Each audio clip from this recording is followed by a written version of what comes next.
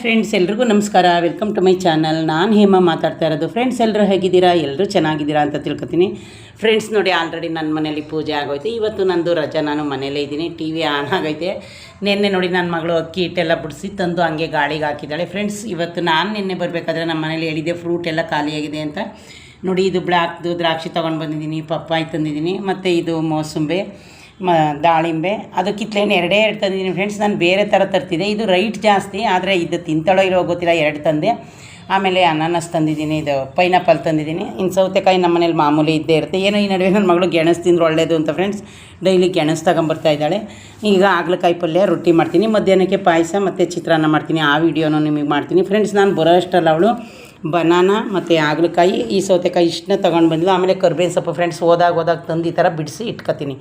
ನೋಡಿದ್ರಲ್ಲ ಫ್ರೆಂಡ್ಸ್, ಎಲ್ತ್ಗೆ ಎಲ್ಲ ಒಳ್ಳೆಯದೇ, ಆದರೆ ಎಲ್ಲನೂ ತಿಂದ್ರೂ ಏನಾದರೂ ಒಂದು ಇದ್ದೇ ಇರುತ್ತಲ್ಲ. ಓಕೆ ಫ್ರೆಂಡ್ಸ್, ಬಾಯ್.